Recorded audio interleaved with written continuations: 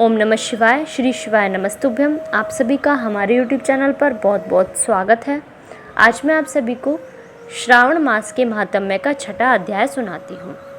इससे पहले की वीडियो में मैंने आपको इससे पहले के अध्याय सुनाए हैं, तो आप उन वीडियोज़ को भी जाकर ज़रूर देखें।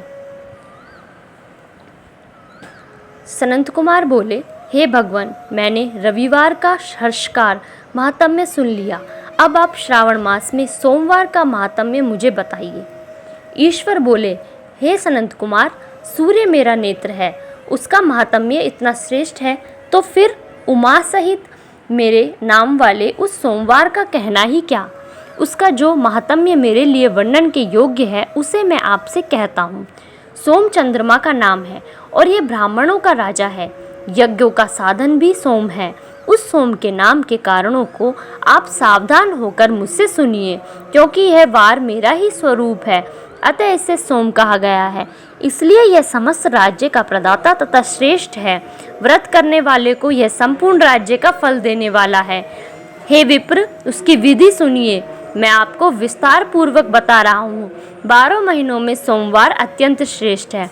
उन मासों में यदि सोमवार व्रत करने में असमर्थ हो तो श्रावण मास में इसे अवश्य करना चाहिए।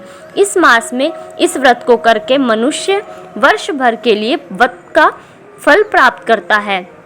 श्रावण में शुक्ल पक्ष के प्रथम सोमवार को यह संकल्प करें कि मैं विधिवत इस व्रत को करूँगी या करूँगा। शिव जी मुझ पर प्रसन्न हो। इस प्रकार चारों सोमवार के दिन और यदि 5 हो जाएं तो उसमें भी प्रातःकाल यह संकल्प करें और रात्रि में शिव जी का पूजन करें। 16 उपचारों में सायकाल में भी शिव जी की पूजा करें और एकाग्रचित होकर इस दिव्य कथा का श्रवण करें। हे सनंत कुमार, इस सोमवार की कही जाने वाली विधि को अब मुझसे सुनिए। श्रावण मास के प्रथम सोमवार को इस श्रेष्ठ व्रत को आरंभ करें। मनुष्य को चाहिए कि अच्छी तरह स्नान करके पवित्र होकर श्वेत वस्त्र धारण कर ले और काम, क्रोध, अहंकार, द्वेष, निंदा आदि का त्याग करके मालती, मल्लिका आदि श्वेत पुष्पों को लाएं।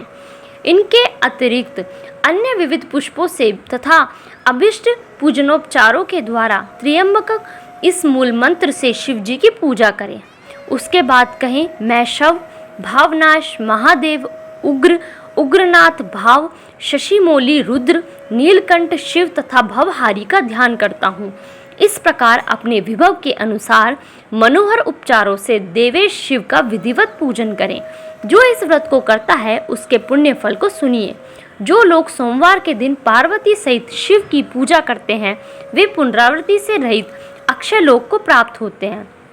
हे सनंत कुमार, इस मास में नक्त व्रत से जो पुण्य प्राप्त होता है उसे मैं संक्षेप में कहता हूँ। देवताओं तथा दानवों से भी अभेद्य 7 जन्मों का अर्जित पाप नक्त भोजन से नष्ट हो जाता है। इसमें संदेह नहीं करना चाहिए, अथवा इस अत्युत्तम व्रत को उपवास पूर्वक करें। इसे करने से पुत्र की इच्छा रखने वाला मनुष्य पुत्र प्राप्त करता है और धन चाहने वाला धन प्राप्त करता है। वह जिस जिस अभिष्ट की कामना करता है उसे पा जाता है। इस लोक में दीर्घकालिक वांछित सुखोपभोगों को भोगकर अंत में श्रेष्ठ विमान पर आरूढ़ होकर वह रुद्रलोक में प्रतिष्ठा प्राप्त करता है। चित्त चंचल है, धन चंचल है और जीवन भी चंचल है, ऐसा समझकर प्रयत्न पूर्वक व्रत का उद्यापन करना चाहिए।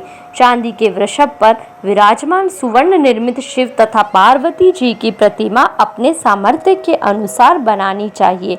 इसमें धन की कृपणता नहीं करनी चाहिए। उसके बाद एक दिव्य तथा शुभ लिंगोत्भद्र मंडल बनाएं तथा उसमें 2 श्वेत वस्त्रों से युक्त एक घट स्थापित करें। घट के ऊपर तांबे अथवा बांस का बना हुआ पात्र रखें और उसके ऊपर उमा सहित शिव को स्थापित करें। उसके बाद श्रुति, स्मृति तथा पुराणों में कहे गए मंत्रों से शिव की पूजा करें। पुष्पों का मंडप बनाएं तथा उसके ऊपर सुंदर चंदोवा लगाएं। उसमें गीतों तथा बाजों की मधुर ध्वनि के साथ रात में जागरण करें। उसके बाद बुद्धिमान मनुष्य अपने गृह सूत्र में निश्चित विधान के अनुसार अग्नि स्थापन करे और फिर शव आदि 11 श्रेष्ठ नामों से पलाश की समाधियों से 108 आहुति प्रदान करे।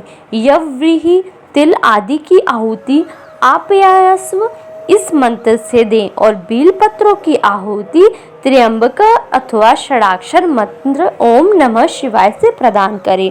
उसके बाद स्विष्टकृत होम करके पूर्णाहुति देकर आचार्य का पूजन करें और बाद में उन्हें गो प्रदान करें। उसके बाद 11 श्रेष्ठ ब्राह्मणों को भोजन कराएं तथा उन्हें वंशपात्र सहित 11 घाट प्रदान करें। इसके बाद पूजित देवता को तथा देवता को अर्पित सभी सामग्री आचार्य को दें और तत्पश्चात प्रार्थना करें, मेरा व्रत परिपूर्ण हो और शिवजी मुझे पर प्रसन्न हो। उसके बाद बंधुओं के साथ हर्षपूर्वक भोजन करें। इसी विधान से जो मनुष्य इस व्रत को करता है वह जिस जिस अभिलक्षित वस्तु की कामना करता है उसे प्राप्त कर लेता है और अंत में शिवलोक को प्राप्त होकर उस लोक में पूजित होता है। हे सनंत कुमार, सर्वप्रथम श्री कृष्ण ने इस मंगलकारी सोमवार व्रत को किया था। श्रेष्ठ आस्तिक तथा धर्मपरायण राजाओं ने भी इस व्रत को किया था। जो इस व्रत का नित्य श्रवण करता है वह भी उस व्रत के करने का फल प्राप्त करता है। धन्यवाद। इस वीडियो में बस इतना ही। प्लीज़ आप मेरी वीडियो को लाइक कीजिए, शेयर कीजिए और मेरे चैनल को सब्सक्राइब कीजिए।